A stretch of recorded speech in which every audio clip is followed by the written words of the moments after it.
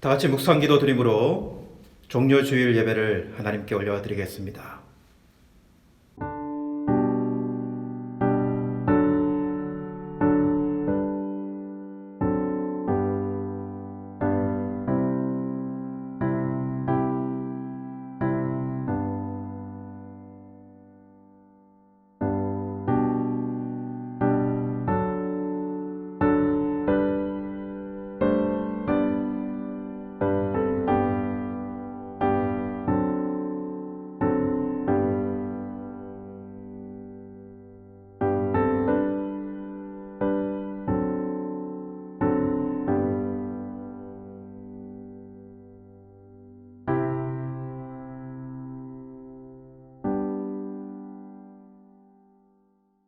시온에 따라 크게 기뻐할지어다.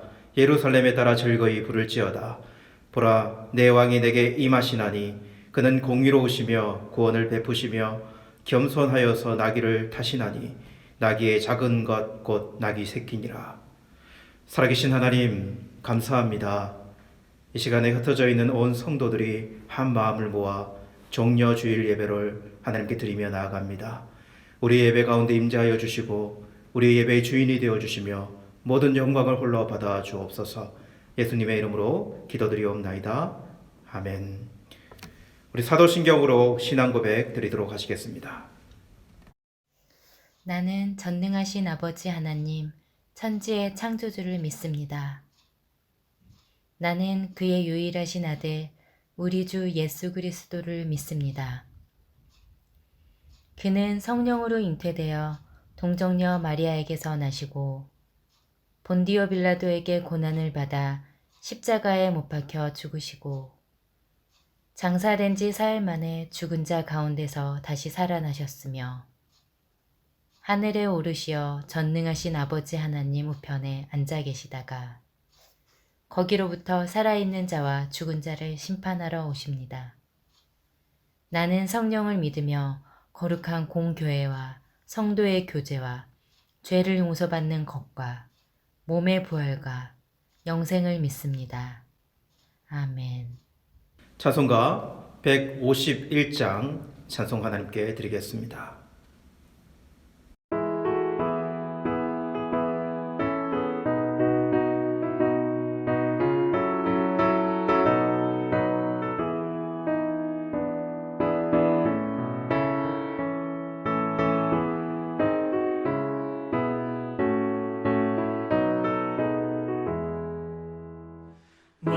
만왕의 왕 내 주께서 왜 고쳐당했나.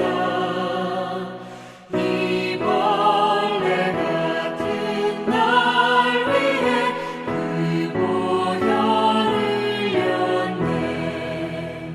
십자가 내가 처음 볼 때에 나의 맘에 큰 고통 사라져. 오늘 믿고서 내 눈 밝았네. 참 내 기쁨 영원하도다. 주 십자가 못 박힘은 속죄함 아닌가. 그 긍휼함과 그 은혜 말할 수 없도다. 십자가 내가 처음 볼 때에 나의 맘에 큰 고통 사라져. 오늘 믿고서 내 눈 밝았네. 참 내 기쁨 영원하도다. 늘 울어도 그 큰 은혜 다 갚을 수 없네. 나 주님께 몸 바쳐서 주의 일 힘쓰리. 십자가 내가 처음 볼 때에 나의 맘에 큰 고통 사라져. 오늘 믿고서 내 눈 밝았네.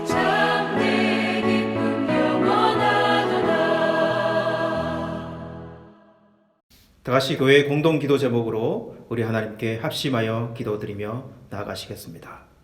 타슈켄트 한인교회 공동 기도 제목 1.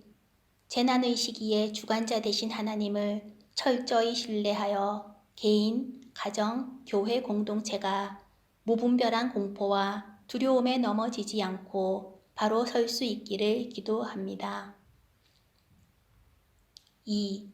코로나19 확진자와 가족들을 긍휼히 여겨주시고 치료 백신이 속히 개발되어 생명에 지장 없이 완치되어 하나님의 치유와 회복을 경험하도록 기도합니다. 3. 급속도로 번지고 있는 코로나19로 인한 차별, 혐오, 배제 등으로 그리스도의 몸된 공동체인 교회와 한국 사회가 분열되지 않도록 기도합니다. 4. 우리 조국이 처한 비상사태에 수고하는 의료기관, 방역기관, 지자체 실무자들이 주어진 일들을 잘 감당할 수 있도록 건강을 지켜주시고 협력하여 긴급 상황에 잘 대처할 수 있도록 기도합니다. 5. 우리가 머무는 우즈베키스탄을 보호하시고 타슈켄트에 세워진 우리 교회가 안전할 수 있도록 기도합니다. 6. 주일에 드려지는 개인과 가정 예배에 하나님의 크신 은혜와 축복이 있기를 기도합니다. 7. 주일 공예배가 속히 회복될 수 있도록 기도합니다. 8. 전 세계 지구 생명 공동체가 신뢰와 연대로 어려움을 극복하고 인간의 이기심으로 하나님의 창조 질서를 무너뜨리지 않도록 기도합니다. 성경 봉독하도록 하시겠습니다. 마태복음 21장 1절에서 11절 말씀입니다. 그들이 예루살렘에 가까이 가서 감람산 벳박에 이르렀을 때에 예수께서 두 제자를 보내시며 이르시되 너희는 맞은편 마을로 가라. 그리하면 곧 매인 나귀와 나귀 새끼가 함께 있는 것을 보리니 풀어 내게로 끌고 오라. 만일 누가 무슨 말을 하거든 주가 쓰시겠다 하라. 그리하면 즉시 보내리라 하시니 이는 선지자를 통하여 하신 말씀을 이루려 하심이라 일렀으되 시온 딸에게 이르기를 내 왕이 내게 임하나니 그는 겸손하여 나귀 곧 멍에 매는 짐승의 새끼를 탔도다 하라 하였느니라. 제자들이 가서 예수께서 명하신 대로 하여 나귀와 나귀 새끼를 끌고 와서 자기들의 겉옷을 그 위에 얹음에 예수께서 그 위에 타시니 무리의 대다수는 그들의 겉옷을 길에 펴고 다른 이들은 나뭇가지를 베어 길에 펴고 앞에서 가고 뒤에서 따르는 무리가 소리 높여 이르되 호산나 다윗의 자손이여 찬송하리로다 주의 이름으로 오시는 이여 가장 높은 곳에서 호산나 하더라. 예수께서 예루살렘에 들어가시니 온 성이 소동하여 이르되 이는 누구냐 하거늘 무리가 이르되 갈릴리 나사렛에서 나온 선지자 예수라 하니라. 우리 다 같이 기도드리며 우리 하나님의 말씀 듣도록 하시겠습니다. 살아계신 하나님 감사합니다. 이 종료주일 아침에 온 성도들이 함께 우리 하나님의 말씀 앞에 앉았습니다. 하나님의 말씀, 들려주시는 말씀, 확신 있는 말씀으로 받아들이고 이 말씀에 힘입어 우리 주님을 따르는 귀한 제자들이 되도록 역사하여 주옵소서. 예수님의 이름으로 기도드리옵나이다. 아멘. 샬롬, 평안을 각 가정에 전합니다. 타슈켄트에 계시는 성도님들과 한국에 계시는 성도님들 모두 평안하십니까? 2020년 종료주일을 저희들이 보내고 있는데요. 이렇게 멀리 떨어져서 성도들과 함께 예배드리지 못하는 것이 너무나 아쉽습니다. 그럼에도 불구하고 하나님의 말씀이 그리스도 예수 안에서 우리를 하나의 띠로 묶어주시기를 간절히 원하며 이 말씀의 자리로 나아갑니다. 내일부터 고난주간이 시작이 되는데요. 우리 교회는 월요일부터 고난주간 기도회를 영상으로 아침 6시에 온 성도들이 함께 말씀과 기도로 나아가기를 원합니다. 모두 6시 약속된 시간에 함께 영상에 접속해서 우리 하나님께 기도하고 말씀 듣고 나아가는 시간이 있기를 간절히 원합니다. 저는 오늘 여러분과 함께 나눌 말씀 겸손의 왕이라고 하는 제목으로 말씀을 나누기를 원합니다. 오늘 종려주일에 예수님께서 예루살렘에 입성하시는 그 모습, 이러한 겸손의 왕의 모습을 저희들이 잘 드러나 있음을 오늘 말씀 속에 생각해 보기를 원합니다. 그러나 오늘 이 말씀 보면서 저희들이 염두해야 될 것이 있습니다. 그것은 오늘 예수님의 모습에서 가려진 것과 그리고 드러난 것에 대한 우리의 관찰입니다. 사람들은 예수님의 드러난 모습 속에서 자신들의 왕을 찾으려고 하는 그런 모습을 보이고, 그러나 우리 예수님은 하나님의 나라의 왕으로 이 땅에 오셔서 사람들이 요구하는 그런 왕이 아니라 하나님의 나라의 복음을 나타내는 그런 모습을 보이고 있습니다. 사람들은 예수님의 품 속에 있는 진정한 왕의 모습을 바로 보고 알게 되는가? 그러나 그 모습이 참 많이 가려져 있다라는 생각을 해보는 것이죠. 특별히 오늘 종려주일 예수님께서 예루살렘에 입성하시는 이 장면에 훨씬 더 명확하게 이 두 대립이 보입니다. 오늘 말씀 드러난 왕과 가려진 겸손에 대해서 말씀을 나누기를 원합니다. 먼저 오늘 이 본문 말씀의 배경을 좀 설명을 드리겠습니다. 예수님은 제자들과 함께 그 공생의 마지막 유월절을 보내려고 예루살렘에 오르시고 그리고 예루살렘에 도착하십니다. 예수님께서 예루살렘에 가는 길은 여러분 우리가 생각하는 만큼 그런 쉬운 길이 아니었습니다. 갈릴리 지방의 이 가브나움이라고 하는 도시에서 요단강을 쭉 따라 내려와 요단강을 건너고 그리고 요단강 동편인 베레아 지역이라고 하는 지역을 쭉 내려와서 다시 요단강을 건너고 여리고라고 하는 마을을 거쳐서 그리고 유대 광야를 올라야 하고 그리고 유대 광야 끝 지점에 있는 베다니라고 하는 이 마을의 여정을 푸시니 이 거리라는 것이 상당히 긴 거리라는 것이죠. 약 200km 정도 되는 거리입니다. 그러니 며칠이 걸려서 이 거리를 와야지만이 갈릴리에서 예루살렘까지 올 수 있는 그런 거리였습니다. 이렇게 베단이라고 하는 마을의 여정을 푸신 다음에 예루살렘 성전은 베다니를 기점으로 해서 왔다 갔다 이렇게 방문하시고 다시 돌아가시고 이런 여정을 가지십니다. 그 거리는 약 한 3km 정도 되는 거리입니다. 오늘 말씀은 예수님께서 일요일 아침에 베다니에서 예루살렘으로 가시면서 벳바게의 두 제자를 보냅니다. 그리고 맞은편 마을로 가서 나귀와 나귀 새끼가 있는데 그 중에서 나귀 새끼를 끌고 오라고 제자들에게 말씀하십니다. 제자들은 예수님의 말씀에 순종해서 나귀 새끼를 구하러 갔고 그리고 나귀 새끼를 끌고 옵니다.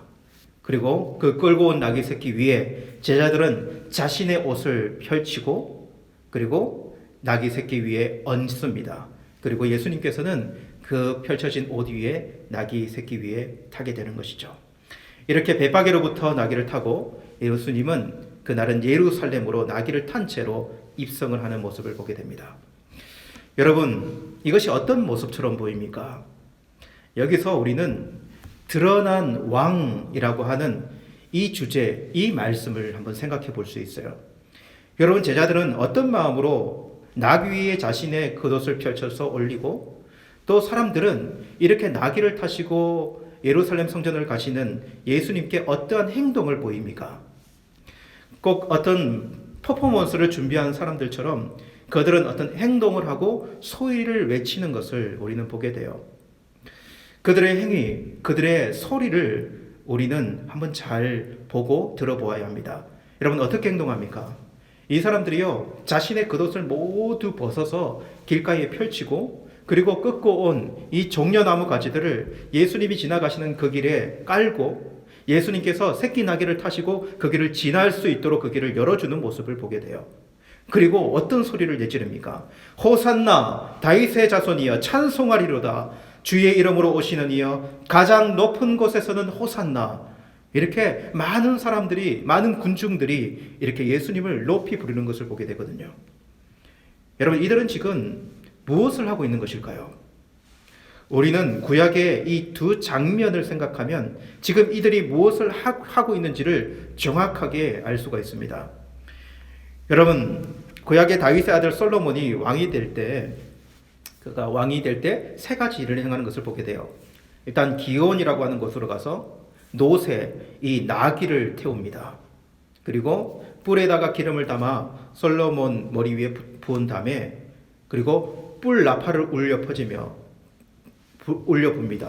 그리고 솔로몬 왕 만세라고 외치면서 이 솔로몬이 왕이 되었다는 이 왕이 즉위식을 행하는 모습들을 보게 돼요. 이것이 다윗의 자손으로 세워지는 이 솔로몬이 왕으로 세워질 때의 모습이에요. 그리고 구약의 북이스라엘에 예후라고 하는 사람이 있어요.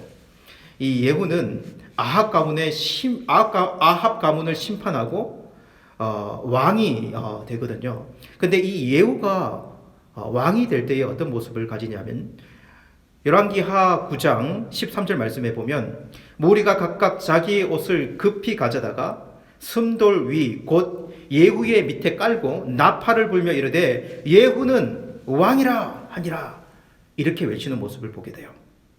오늘 이처럼 이와 똑같은 모습, 다윗의 자손으로 오신 예수님에게 오늘 똑같은 이러한 모습과 이러한 소리를 외치고 있는 많은 군중들을 봐요. 지금 무엇을 그러면 이 사람들은 행하고 있는 것일까요? 예수님의 왕이 즉위식 같은 모습, 그 일을 행하고 있는 것을 보게 돼요. 이들은 지금 자신들이 무엇을 하고 있는지를 분명히 알고 이 일을 행하고 있다는 사실입니다. 요즘 선거철이 되면 선거운동을 합니다. 유세를 하고 많은 시민들이 후보자의, 이제 자기가 지지하는 후보자의 이름들을 외치지 않습니까? 어떤 마음으로 그 후보자의 이름을 외칠까요? 그가 새로운 국회의원이 되면, 그가 대통령이 되면 이 나라를 바르게 잘 살게 해줄 것이고 우리의 경제를 살려줄 것이라고 하는 소망을 담아서 그 사람들을 세우고, 그리고 그를 뽑아달라고 소리를 외치는 것 아닙니까? 이런 소망이 그 안에 담겨 있는 것이죠. 오늘 외치는 이 소리, 그들의 소리에도 이런 소망이 담겨 있습니다. 여러분, 그들이 외치는 소리에 두 단어를 한번 살펴보면 호산나와 다윗의 자손이라고 하는 이 말을 우리는 한번 생각해 볼 필요가 있습니다. 여러분, 호산나라고 하는 말은 구원하소서, 구원하소서라고 하는 말이거든요. 어디로부터 구원해 달라는 것입니까? 우리를 저 로마의 압제로부터 우리를 구원하여 주십시오 라고 하는 강력한 그들의 외침, 소망을 담은 외침이 이 안에 있다는 것이죠. 그리고 다윗의 자손이여 라고 외치는 이 말은 어떤 의미가 있을까요? 다윗을 통하여 약속하신 다윗과 같은 왕이시여, 당신만이 우리의 민족의 구원자이십니다.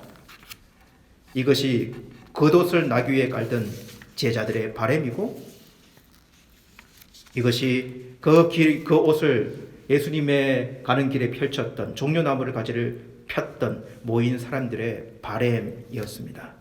이렇게 그들의 외침에는 엄청난 기대가 들어있다는 것을 우리는 알게 돼요.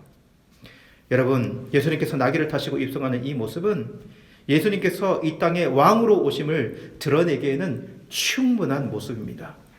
그리고 예수님 또한 스스로 나귀를 타심으로 모든 사람들이 자신이 왕이심을, 이 땅에 왕으로 오심을 분명히 알기 원하는 예수님의 마음도 드러나 있는 것을 보게 됩니다.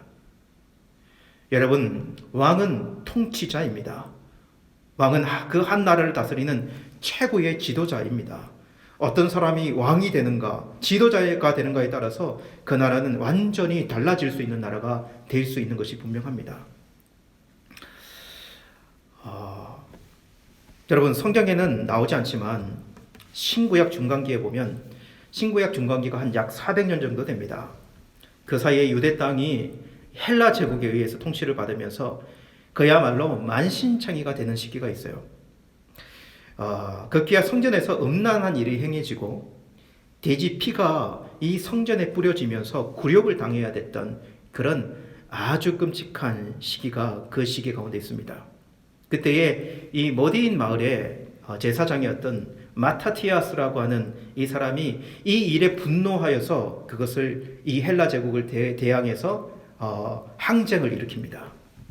그의 아들 유다 마카비라고 하는 아들이 있었는데 이 마카비라고 하는 말이 망치라고 하는 이름이에요. 그는 헬라에 의해서 예루살렘 성전이 더럽혀지는 것을 보면서 그의 아버지를 이어서 혁명을 일으킵니다. 이것이 마카비 혁명이라고 하는 혁명이에요. 주전 164년 정도의 이 마카비 혁명이 성공을 거둡니다. 그때 이 예루살렘 성전을 회복하고 그리고 예루살렘 성전 회복된 성전을 정결케 하는 일들이 일어나요. 이것이 성경의 기록이 나오는 수전절이라고 하는 절기이고 그리고 하누카라고 하는 절기예요. 그 이후에 100년 동안 유대 나라는 독립된 국가를 이루고 그리고 독립된 국가로서 정상적으로 하나님의 성전에서 하나님을 예배하고 하나님을 높이는 일이 한 100년 정도 지속이 됩니다. 여러분, 이들은 지금 나기 위해 이 옷을 깔고 있는 이들은 무엇을 기대하고 있을까요? 예수님께요. 지금 이 마카비, 유다 마카비와 같은 그런 왕을 기대하고 있는 것 아니겠습니까? 그들이 솔직히 요구하는 것은 예수님이 바로 이러한 강력한 모습으로 로마에서 우리를 독립해 주기를 간절히 원하고 오늘 이런 모습을 행하고 있는 것을 보게 돼요. 여러분, 제자들의 은근한 기대가 무엇이었을까요? 예수님께서 예루살렘을 십자가로 지러 올라가시는데 제자들이 올라가는 길에서 분쟁이 일어납니다. 그 분쟁의 주제가 뭔지 아십니까? 누가 높은 자리에 앉는가라고 하는 주제예요. 이 예수님이 왕으로 등극하실 때 누가 예수님 옆에 높은 자리에 앉을 것인가 라고 하는 주제 때문에 제자들이 다툽니다. 제자들의 눈에 보기에도 예수님께 기대하는 바가 무엇이냐면 예수님께서 다윗과 같은 왕으로 이 땅에 서서 예수님께서 그런 왕으로서 이 땅을 정복해 주시기를 원하는 이 제자들의 마음도 그 안에 있다는 것을 보게 돼요. 이것이 나귀를 타신 예수님, 드러난 왕이신 예수님께 대한 사람들과 제자들의 요구와 열망이었음을 우리는 생각해 볼 수 있어요. 여러분, 우리 예수님은 이 땅에 왕으로 오셨습니다. 이것은 변함없는 진리이고 예수님께서 온 만방의 왕 중의 왕이다라는 것은 너무나 명확한 사실입니다. 동방의 박사들이 유대 땅에 와서 경배할 때부터 이 사실은 세상에 드러났고 그리고 마지막 날에 이 땅에 오셔서 통치자로서 이 땅을 다스릴 왕이시라는 것은 성경에서 너무나 분명하게 이야기하고 싶은 주제입니다. 그러나 드러난 모습으로 자신들이 요구하는 왕, 단지 유대 민족을 로마로부터 독립시키시고 강대한 나라를 만들어 부욕해 그 백성을 살게 하는 왕으로 본다면 그 모습은 예수님을 잘못 알고 요구하고 있는 것이라는 사실입니다. 여러분, 저는 여기서 이 생각을 해봅니다. 우리도 이런 모습에 머물 수 있다라는 생각입니다. 우리가 잘못 알게 된다면, 우리가 기독교 신앙을 잘못 이해하게 된다면 이러한 이들과 같은 구조에 빠질 수도 있겠다는 생각을 해봐요. 여러분, 이단들, 잘못된 신앙관이 하나님의 나라에 대한 왜곡된 신앙에서 비롯된다는 사실을 여러분 아십니까? 중세의 많은 사람들이 구원받는 것, 구원이라는 것에 관심을 두었고 어떻게 해야 구원을 얻을 수 있습니까? 라고 하는 질문, 이어서 어떻게 해야 복을 받을 수 있습니까? 라고 하는 질문으로 나아가고 그리고 어떻게 해야 내가 이 땅에서 잘 살 수 있습니까? 라고 하는 질문으로 나아가는 이 많은 질문들은 왕이신 예수님을 쫓아 나아가는 그 모습과 다른 모습이 될 수 있다는 것입니다. 여러분, 우리 예수님이 단지 우리를 잘 살게 해주시는 분, 그런 왕으로 오셨습니까? 기독교가 잘못해서 경제가 엉망이 되고 교회가 기도하지 않아서 우리나라가 잘 살지 못합니까? 우리는 지금 우리 예수님께서 좋은 대통령이 되어 달라는 이야기로 오늘 이 주제를 전락시켜 버릴 수 있다라는 생각을 해봐요. 우리 예수님은 우리의 요구가 만들어내는 왕이 아니시라는 사실을 우리는 분명히 알아야 됩니다. 우리 예수님의 하나님의 나라의 왕으로 이 땅에 오셨고 하나님의 나라의 법으로 이 땅을 통치하시는 왕으로 이 땅에 오셨다는 사실을 우리는 분명히 인식할 수 있어야 돼요. 사람들이 자신의 마음에 들지 않으면 근방이나 반대자와 대적자로 여겨버리고 그리고 예수님을 떠나는 모습, 우리 예수님이 어떤 왕이신지 잘 알지 못하기 때문에 이런 모습을 취할 때도 있다라는 생각을 해보게 돼요. 여러분, 이것이 드러난 예수님의 모습, 그리고 자신들의 기대만으로 예수님을 쫓는 사람들의 오해이라는 사실에 대해서 여러분에게 먼저 말씀을 드리고 싶습니다. 그렇다면 우리 예수님께서는 어떤 왕으로 이 세상에 오셨습니까? 사람들은 알지 못하는 가려진 것에 주목할 수 있어야 합니다. 여러분, 바로 겸손이라고 하는 것에 우리는 주목해야 돼요. 먼저 이것부터 여러분 한번 생각했으면 좋겠습니다. 사람들이 나귀를 타신 예수님을 봅니다. 사람들에게 중요한 것은 나귀라고 하는 것은 참 중요해요. 왜냐하면 세워지는 왕과 관련이 있기 때문에 그래요. 그러나 예수님은 나귀 새끼를 준비시키시고 탄다라고 하는 그 의미를 드러내고 싶은 것입니다. 여러분, 이것은 예수님께서 오실 때부터 이 세상을 위하여 오신 목적과 연관되어지는 메시지를 오늘 이 모습에서 드러내고 있어요. 여러분, 마태복음은 스가랴 9장 9절 말씀에 성취된 것을 기록하면서 오늘 말씀 4절과 5절 말씀에 이렇게 기록합니다. 이는 선지자를 통하여 하신 말씀을 이루려 하심이라. 이르렀으되 시온의 딸에게 이르기를 내 왕이 내게 임하였나니 그는 겸손하여 나귀 곧 멍에 매는 짐승의 새끼를 탔도다 하라 하셨느니라. 왕이 임하는데 그는 겸손하여 나귀 곧 짐승의 새끼를 탔다. 이렇게 이미 구약에서 선지를 통하여 예언한 말씀이고 그 말씀을 성취하시는 예수님을 보게 돼요. 여기서 겸손하여라고 하는 이 말씀이 얼마나 중요한 말씀인지를 우리는 생각해 볼 수 있어요. 그렇게 우리는 우리 예수님을 그냥 왕이 아닌 오늘 이 말씀을 통해서 겸손의 왕이라고 분명하게 이야기할 수 있어야 합니다. 여러분, 우리는 우리 예수님의 이 말씀을 분명히 기억해야 합니다.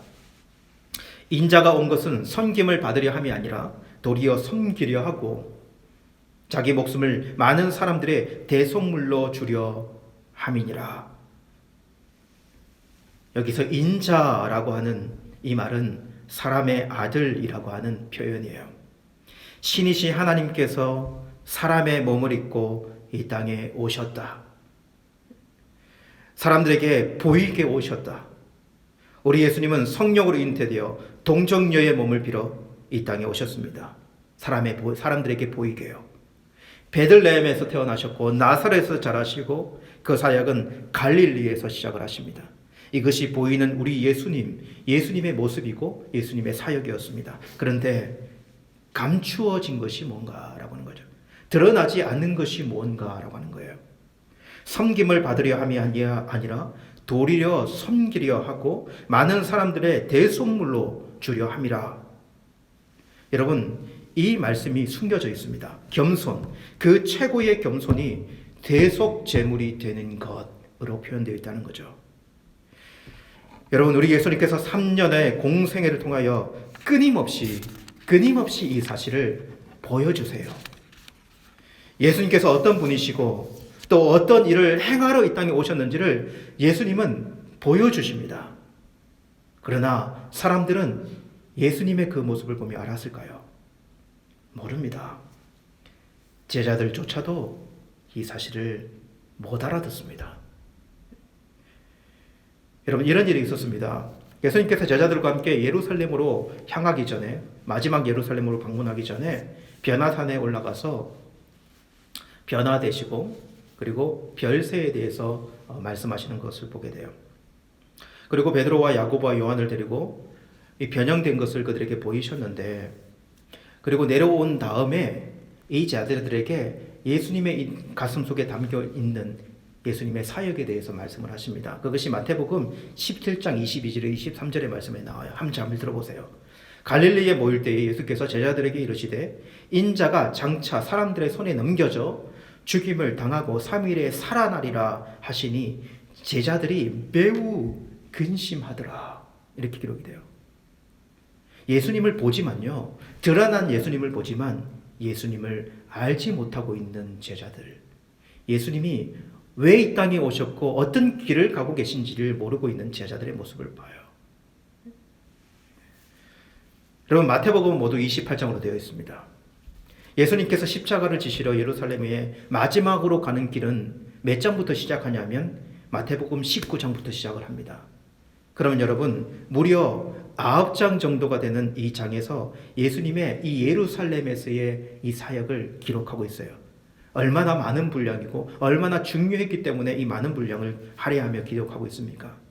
대속 제물이 되기 위해서 유월절 어린 양으로 예루살렘으로 가는 그 사건, 그 길은 참 많은 내용의 이야기들이 실려 있어요.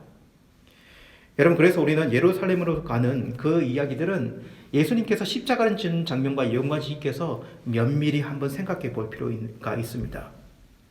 예루살렘으로 가는 길목에 어떤 사건들이 나옵니까? 많은 사건들이 나오는데 몇 가지만 한번 살피면 예수님의 마음을 우리는 잘 알 수 있어요. 여러분, 먼저 예루살렘으로 가다가 어린 아이들이 예수님께 달려 나옵니다. 제자들이 그 아이들을 엄청나게 야단쳐요. 어디 어린 것들이 예수님께서 나오는데 예수님께 나오냐고 아이들이 야단치면서 쫓아내버리려고 합니다. 그때 예수님께서 제자들을 막으면서 아이들이 자신에게 오는 것을 막지 말라고 이야기하면서 천국이 이런 사람들의 것이라고 이야기합니다. 이런 자들의 것이라고 말해요. 그리고 아이들에게 안수하고 기도한 다음에 그들을 돌려보냅니다.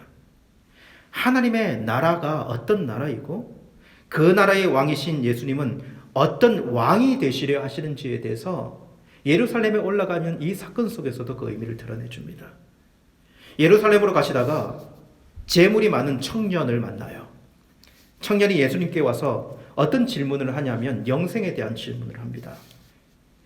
예수님이 영생에 대한 질문을 하고 오는 그 사람에게 네가 모세의 계명을 다 지켰느냐라고 물었더니 자신이 모세의 계명을 다 지켰다라고 이야기합니다. 예수님은 그가 자랑하고 있는, 그가 가지고 있는 재물에 주목을 합니다. 그리고 이렇게 말해요. 너희가 가진 그 재물을 팔아서 가난한 사람들에게 다 주고 너는 나를 따르라. 이렇게 이야기를 해요. 여러분, 영생과 재물에 관심이 있는 그가 예수님의 가는 길을 이해하며 그것을 모두 다른 사람에게 주고 따를 수 있을까요? 예수님을 알지 못하는 사람은, 예수님의 길이 어떤 길인지를 알지 못하는 사람은 어떻게 예수님을 따를 수 있겠습니까? 세 번째로, 길을 가는데 아주 반가운 인물이 옵니다. 세베대의 두 아들의 어머니가 예수님을 보러 나오는 거예요. 이 세베대의 두 아들, 이 야고보와 요한의 어머니 참 억척스러웠던 것 같아요. 이번 주에 어떤 집사님과 이야기를 하면서 예전에 자신의 회사에 이런 일이 있었다는 이야기를 해주시더라고요. 신입 사원 중에 회사에서 어떤 문제가 생겼다는 거예요. 어떤 갈등이 있어서 좀 다툼이 있는 그런 문제가 생겼다는 거예요. 근데 주중에 이 문제 때문에 그 사원의 어머니로부터 전화가 걸려왔다는 거 아니겠습니까? 오늘 이 세베대의 그 엄마가 이 정도의 어머니인 것 같아요. 예수님께 나와서 절하면서 주의 나라가 임할 때에 한 놈은 우편에, 내 아들 한 놈은 우편에, 내 아들 한 놈은 좌편에, 이렇게 좌우에 앉게 해달라고, 그 높은 자리에 앉게 해달라고 간청하며 나오는 이 어머니의 모습을 봐요. 그리고 그 어머니의 모습을 보면서 그냥 제자들이 지켜만 보고 있겠습니까? 그 안에서 얼마나 다툼이 많이 일어났겠습니까? 높은 자리에 앉으려고 하는 분란, 여러분, 이것이 제자들 사이에서 일어났던 모습이에요. 오늘 여기 예수님 앞에 겉옷을 펼치고 종려나무 가지를 흔드는 사람들, 어떤 사람들입니까? 사람들은 지금 왕의 상징인 나귀만 보지만 나귀 새끼를 타신 예수님의 의미를, 예수님이 가는 그 의미를 전혀 알지 못하는 사람들 아니겠습니까? 이들이 예수님이 십자가를 질 때 폭도로 변할 수 있는 그런 사람이 될 수 있는 것이 충분히 이해가 되죠. 여러분, 이들은 왜 이렇게 될까요? 여러분, 이 사람들은 하나님의 나라의 비밀을 알지 못하는 자들입니다. 그 하나님의 나라의 비밀은 예수 그리스도의 십자가를 통하여 만방에 드러나는데, 그 하나님의 나라의 비밀이라는 것이 사랑의 나라와 섬김의 나라라고 나라라고 하는 이 사실에 대해서 전혀 알지 못하기 때문에 그렇다는 것입니다. 여러분, 우리는 이 나라에 대해서 잘 알고 있습니까? 이 세상은 여전히 힘과 권력, 힘 있는 왕, 잘 사는 나라를 추구하지만 하나님의 나라는 사랑과 겸손과 섬김의 나라라고 하는 사실에 대해서 우리는 잘 알고 있는가라고 하는 것입니다. 이것이 우리 예수님이 이루시기를 원하고 그리고 이 나라를 이루기 위해서 십자가의 길을 걸어가신 그 나라라는 사실, 이 하나님의 나라의 질서를 세우시려고 예수님께서 대속제물이 되시며 그리고 그 나라의 참된 왕으로 십자가의 길을 걸어가고 있는 종이라는 사실에 대해서 우리는 고백할 수 있는 자들이 되어야 합니다. 여러분, 우리 예수님은 나귀 새끼를 타고 종려나무 가지 위를 지나십니다. 여러분들은 그런 모습에서 무엇을 보고 계십니까? 우리 예수님은 왕이십니다. 그러나 겸손의 왕이시다라고 우리는 고백할 수 있어야 합니다. 우리 예수님은 하나님의 나라의 왕으로 이 땅에 오셨고 그리고 그 하나님의 나라의 길을 걸어가셨습니다. 예수님께서 이렇게 말씀하셨습니다. 너희 중에 누구든지 크고자 하는 자는 너희를 섬기는 자가 되고 너희 중에 누구든지 어뜸이 되고자 하는 자는 너희의 종이 되어야 하리라. 그리고 제자들의 발을 씻기시면서 내가 주와 선생이 되어 너희의 발을 씻겼으니 너희도 서로 발을 씻어주는 것이 옳으니라. 이것이 하나님의 나라의 질서입니다. 여러분, 정료주일 겸손의 왕으로 예루살렘에 입성하시는 우리 주님을 바라보기를 원합니다.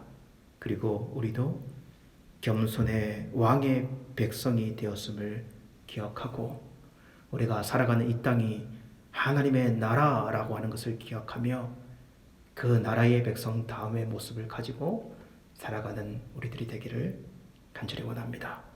기도하시겠습니다. 하나님, 오늘은 종료주일입니다. 우리가 지금 하나님께 무엇을 요구하며 살아가는지요? 겸손의 왕으로 이 땅에 오셔서 하나님의 나라의 법과 질서를 세우신 우리 주님을 여기에 있는 모든 성도들이 함께 바라보기를 원합니다. 하나님, 우리는 이 세상 백성들처럼 너무 욕심이 많습니다. 그리고 우리의 요구도 바뀌지 않았습니다. 주님, 다시 돌아보기를 원합니다.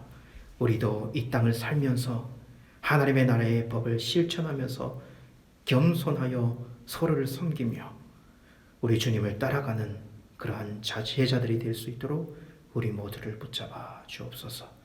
예수님의 이름으로 기도드리옵나이다. 아멘. 찬송가 452장 찬송 드리며 우리 하나님께 봉헌하시겠습니다.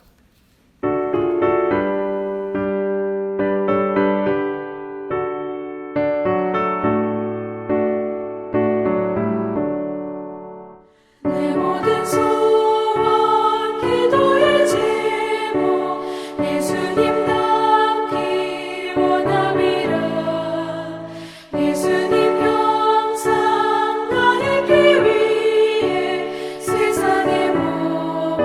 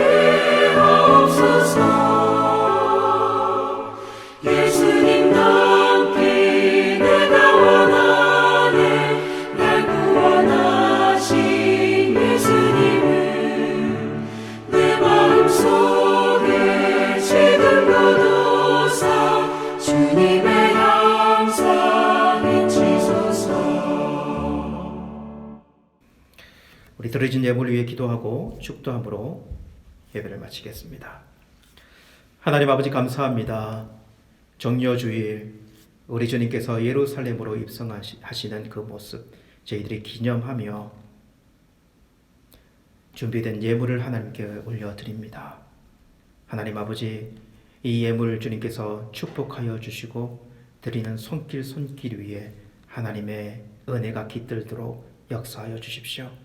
참 하나님, 우리가 하나님 가난해진 마음으로도 주님을 바라보게 하시고 작은 것에 감사할 수 있는 마음이 우리 가운데 넘쳐나게 하시며, 혹 하나님 어렵고 힘겨운 지체들이 있다면 하나님의 붙으심과 치우심의 손길이 있도록 주님 역사하시고 함께하여 주옵소서. 지금은 우리 주 예수 그리스도의 은혜와 하나님 아버지의 크신 사랑하심과 성령 하나님의 교통하심이, 겸손의 왕 우리 주님이 걸어가신 하나님의 나라의 백성답게 살아가기 원하는 모든 하나님의 자녀들 가운데 지금부터 영원토록 함께 있을지어다.